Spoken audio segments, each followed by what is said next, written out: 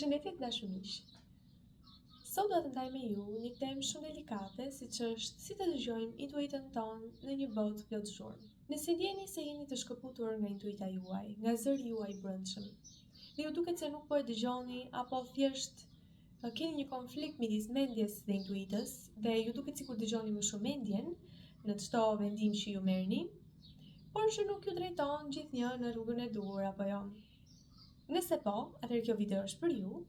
Unë jam Vera, një shëruese dhe udhëheqëse shpirtërore dhe me kënaqësi do doja të ndaja me ju perspektivën time në lidhje me këtë temë, për t'ju ndihmuar paksa në rrugtimin tuaj drejt dëgjimit të intuitës dhe pati së benefitit të kësaj dhurate kaq të shenjtë që na është ofruar. Në rast të parë njëherë, çfarë është intuita? Intuita, në fjalë të tjera, është zëri i shpirtit apo ndryshe do ta përshkruaja si gjuha e shenjtë e shpirtit, e cila na drejton gjithnjë në rrugën e duhur. Gjithnjë, ajo e di se cila është rruga e duhur për ne, cila është rruga ku ne do të ndjehemi më të lumtur, cila është rruga që ne nuk do të lodhemi dhe aq për të arritur në destinacion, por do të shijojmë më shumë rrugtimin.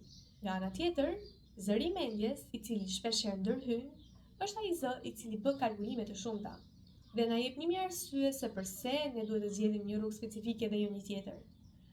Ndërkohë që intuita thjesht na udhëzon tek rruga më e mirë. Dhe gjithnjë, unë kam patur rastin që t'i ndjek të dyja, gjithnjë rrugët që më ka udhëzuar intuita ime janë më të bukura, më të magjishmet, të adhurueshme do thoja, edhe pse në fillim nuk kam bërë sens, nuk kam patur kuptim fare se pse unë po zgjidhja këtë lloj rruge, se pse unë po bëja këtë lloj veprimi. Pas një farë periudhe, gjithnjë ka qenë rruga e duhur për të mirën time dhe të gjithë të tjerëve. Le të kalim tani tek fakti se pse ne nuk mund ta dëgjojmë dot këtë zërin e intuitës. Çfarë na pengon? Duke qenë se bota jonë është shumë e zhurmshme apo jo, ne të gjithë e dimë që jetojmë në një botë ku njerëzit janë shumë të fokusuar duke parë lajme, duke qenë aktiv në rrjetet sociale, duke u marrë me punët e të tjerëve, duke komentuar dhe opinione për jetën e dikujt që ndoshta as nuk e kanë idenë se si është jeta e këtij individi, por thjesht japin opinionin e tyre bazuar në jetën e vet. Dhe të gjitha këto ne na shkëpusin dita ditës nga ky zë i cili është aq delikat, aq i bukur, por nuk mund të dëgjohet kur ka zhurmë. Fatkeqësisht nuk mund ta dëgjojmë dot në rast se ne nuk kemi ndërtuar një lidhje të fortë dhe të besueshme me të.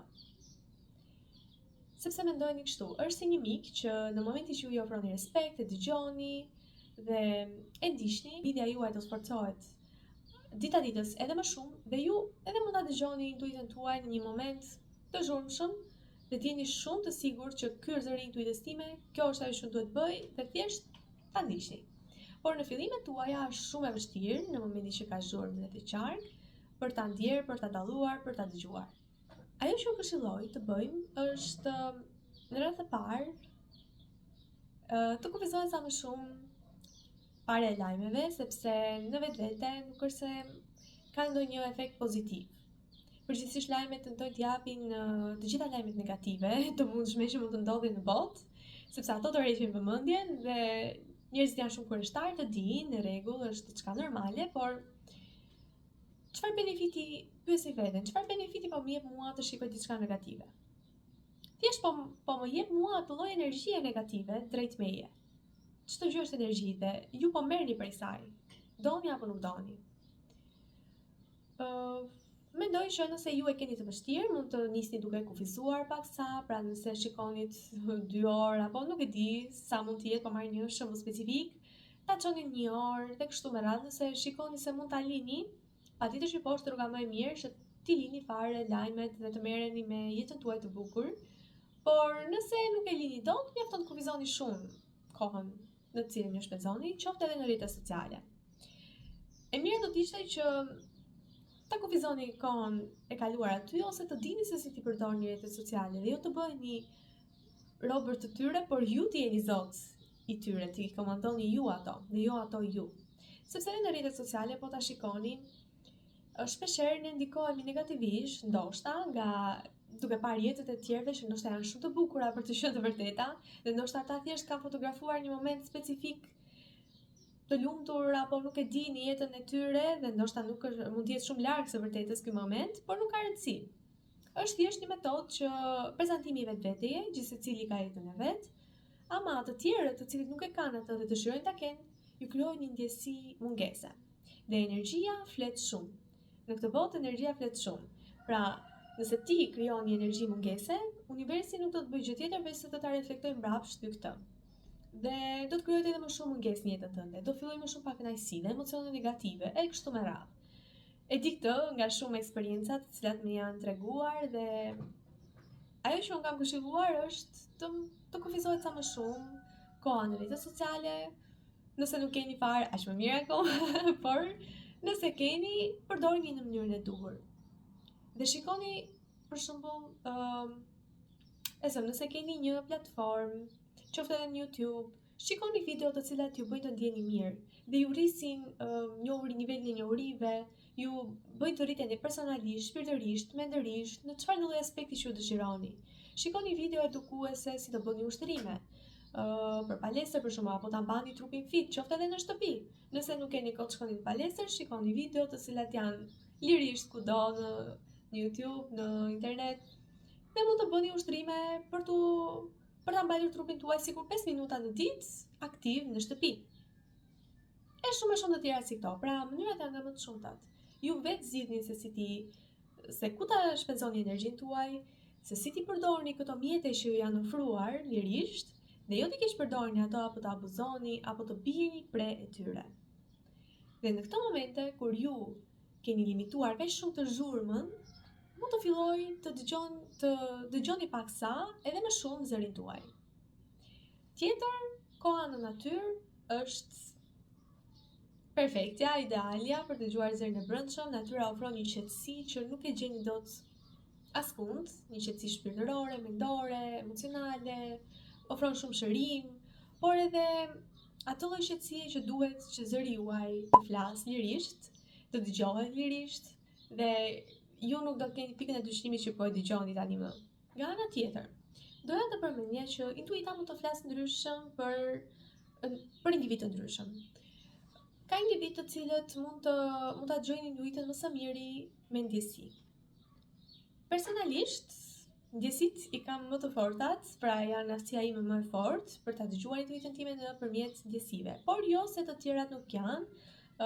Sigurisht janë, por në momentin që unë ndjej se diçka duhet bërë apo nuk duhet bërë, është dorë me një që kjo është kështu siç është.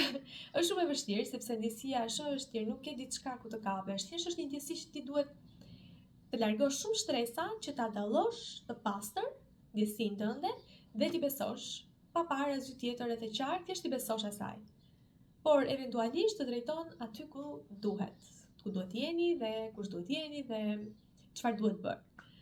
Nga ana tjetër, mënyrë tjetër se si intuita flet është edhe nëpërmjet anës vizuale. Pra mund t'ju paraqes një foto, mund t'ju paraqes shenja në realitetin tuaj, për shembull, drejtimi, shko këtej.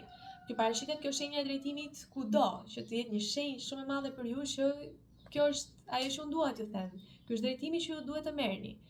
Pra, intuita është vazhdimisht duke dashur më të mirën për neve për të na udhëzuar, kështu që ne thjesht duhet jemi të hapur edhe ta dëgjojmë. Intuita asnjëherë nuk do t'ju drejtojë në një rrugë të keqe, apo asnjëherë nuk do t'ju drejtojë t'ju vendos kufizime që ti nuk je i mirë të bësh këtë, por bëj këtë tjetrën. Mendja synon ta bëj këtë. Mendja është ajo që na jep në një listë të gjatë me gjëra që nuk i kemi për të bërë një X punë, për të ndërmarrë një X rrugtim apo nuk e di. Mendja është gjithmonë ajo që ne na nxjerr 1000 arsye se pse mos ta bëjmë diçka. Dhe është ajo që na nxjerr 1000 arsye se pse kjo zona e komfortit është kaq e mirë, e bukur, pse të dalim jashtë, pse të shkojmë në këto territore që ne nuk i njohim. Jemi mirë këtu ku jemi. Kemi këto gjëra sa kemi, jemi shumë mirë apo jo. Këtë synon të bëjmë mendja. Kurse intuita synon gjithnjë që ne të rritemi, të zgjerohemi, të marrim sa më shumë nga jeta, të provojmë eksperienca të reja, aventura të reja dhe nëpërmjet këtyre ndjesive të emocioneve, të entuziazmit, ajo na drejton që sado që ne kemi atë pjesën e frikës që ndoshta mendja, egoja mundohen ta mbajnë pas, apo thjesht ajo frika nga e panjohura që është më se normale, kuptohet dhe mirë kuptohet shumë, por nëse keni këtë ndjesinë e entuziazmit, që nuk ju lë rehat dhe thotë, hey, kjo duket kaq e bukur për të provuar, sa të që unë e kam me frikë, them që ndoshta mund ta provoj dhe e ndjej se duhet ta provoj. Kjo është qartazi intuita juaj t'ju drejtoj. Ama nëse ndjeni keq për diçka ose ndjeni më dyshje dhe dyshimi asnjëherë nuk është pjesë e intuitës. Intuita është e qartë, e prerë dhe e bukur dhe entuziaste dhe një ndjesi shumë e bukur për të ndjerë. Ndërsa dyshimi më pas lë thot për të dyshuar edhe vetë që ndoshta mendja është aty për të mbajtur përsëri në këtë pjesën e komfortit. Si përfundimi, intuita është një gjuhë e qetë që nuk përtet, flet me dashuri dhe prandaj duhet që zhurma të eliminohet që ajo të dëgjohet. Është kaq e qetë, kaq e urtë, kaq delikate, kaq komfortuese saqë nuk ju detyron asnjëherë, por ju hap shumë horizonte të bukura për të eksploruar. Isha shumë e lumtur të njihesha me eksperiencën tuaj, nëse ju vërtet e keni dëgjuar intuitën, keni tentuar ta bëni, apo keni vështirësi dhe do t'isha e lumtur të ndihmoja, patjetër që po. Nëse po, ndani eksperiencën tuaj me ne në koment, do t'isha e lumtur të njihesha me të gjitha eksperiencat tuaja të bukura, por edhe pse jo të ndajmë eksperiencat në këtë komunitet, ku njerëz të cilët na kuptojnë mund të na ndihmojnë apo jo. Shumë faleminderit. Ishte kënaqësi të ndaja këto minuta me ju dhe faleminderit që më dëgjuat deri më tani. Jemi në videon tjetër. Mirupafshim.